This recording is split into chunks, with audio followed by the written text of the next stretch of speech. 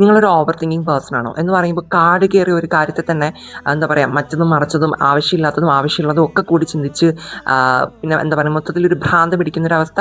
Okay, അപ്പോൾ ഈ ഒരു ഓവർ തിങ്കിങ് വരുമ്പോൾ ചെയ്യാൻ പറ്റുന്നൊരു കാര്യം എനിക്ക് തോന്നിയിട്ടുള്ളത് അല്ലെങ്കിൽ എനിക്ക് പേഴ്സണലി വർക്ക് ആയിട്ടുള്ള ഒരു കാര്യമാണ് പറയുന്നത്.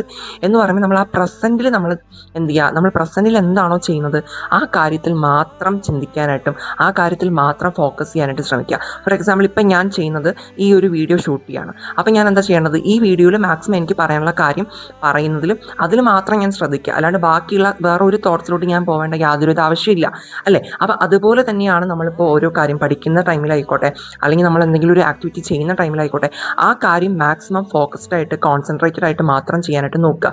ഓക്കെ, അവിടെ നമ്മൾ വേറെ തോട്ട്സ് വരികയാണെങ്കിൽ ഓക്കെ അത് ഇപ്പം എനിക്ക് ചിന്തിക്കേണ്ട കാര്യമല്ല, അല്ലെങ്കിൽ ഞാൻ ഇപ്പം ഇതിലാണ് ഞാൻ ശ്രദ്ധിക്കേണ്ടത് എന്ന് നിങ്ങളെ തന്നെ പറഞ്ഞ് പഠിപ്പിക്കാനായിട്ട് നോക്കുക.